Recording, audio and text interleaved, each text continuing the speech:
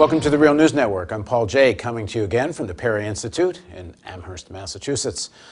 A few days ago, we interviewed Bob Pollin. We were talking about news stories.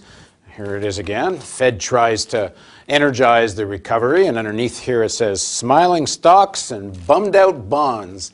Now joining us, co-director of the Perry Institute, Bob Pollin, who will help us try to understand all of this. Thanks for joining us again. All right, so what does this mean, smiling stocks, bummed out bonds, based on the Fed saying they're going to buy $600 billion of bonds? So what is this about?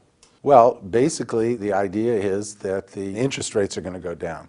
So that means the yields, I mean, the amount of money you make is based on interest rates, on bonds is based on the interest rates. So let's talk about who this affects. So first of all, retired people or somebody with a little bit of savings, they want to put their money someplace really safe. And often what they do is they buy bonds.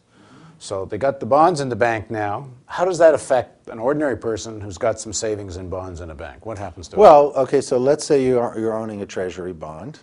I mean, the rate is fixed on the bond. So the rate is, let's say, 3%. Now the Fed is going to go in and start buying those bonds. The price on the bonds will go up. So at least in the short term, they'll benefit. What's going to happen is that the rates on new bonds is going to go down. But the real concern here with bondholders, because the rates are fixed, it's a 3% bond is a 3% bond no matter what happens in the next 20 years, is inflation.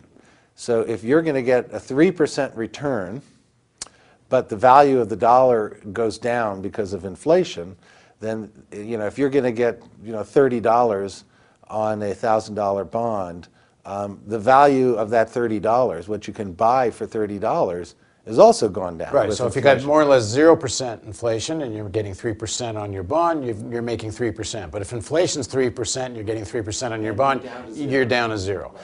Now, so the Fed is saying that we can do this quantitative easing, increasing the money supply, in a way that isn't inflationary up to a point. So why are bondholders so concerned then? Because they want to make sure. They don't believe them. It is going to be inflationary. How much it's going to be inflationary is an issue. But what these people are ignoring is that the greatest danger to the financial system, including themselves, is deflation. Because deflation means, conversely with inflation, that the value of the dollars is going up. The value of the dollar is going up. So that means that debt holders, it's going to be more difficult for people to pay off their debts. In a deflation, it's more difficult to pay off your debts. And in inflation, with cheaper dollars, it's easier to pay off your debts. But if you own government bonds, aren't you doing fine with deflation? Because now your 3% is worth even more. And when you cash out your bond, your dollars buy even more. Right. So you might actually like deflation. Yeah.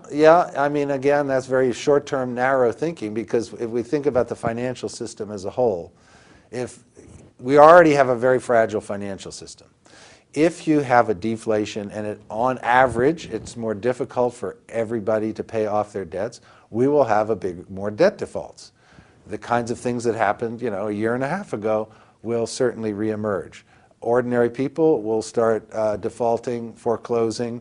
That will inevitably happen as a consequence of deflation. So if you're really focused on your bonds and on your savings accounts, what you may think you're protecting this, but as the whole economy is burning around you. That's right. In which case, in the end, you might be dealing with such a collapse that what you had may not be worth much anyway. Well, yeah, I mean, you could say, great, deflation is good for me because I'm still going to get $30 on a $1,000 bond, and $30 will buy more because prices have fallen. Well, is this part of the problem is that there's a lot of people sitting on a lot of cash right now. And as you've pointed out in previous interviews, some of the big banks are sitting on almost $1 trillion of cash. A lot of businesses are staying liquid. A lot of investors are staying liquid. They're all if you're sitting on a lot of cash, then maybe austerity measures, no stimulus, and deflation is good for you, because at some point you're going to be able to buy back in at bargain prices. Yes, except a lot of people are going to lose their houses and homes. It's playing with fire, because you can say, when the value of when deflation hits, the value of my money goes up. I'm sitting on $1 trillion, and now I can buy more with $1 trillion than I could last year. But then all that ignores is the fact that it's also more difficult for each and every person that is a debtor in this economy, it makes it more difficult for them to pay back their debts. And when that happens, of course, you can have a massive debt devaluation because there's all these defaults out there. That's what happened a year and a half ago. And by the way, we really haven't had any experience with major deflation in this economy. So moving into uncharted territories is extremely dangerous. Bernanke himself, and actually even Greenspan, acknowledged this. So the notion that deflation is a solution to everything is scary. It kind of leads you to this thing, is that these really are class issues. Like if you're on the side of sitting on a lot of dough and you want short-term gain, and then, you know, après moi la deluge, you know, if I make my short-term gain, then the hell with what comes next, you're in this camp.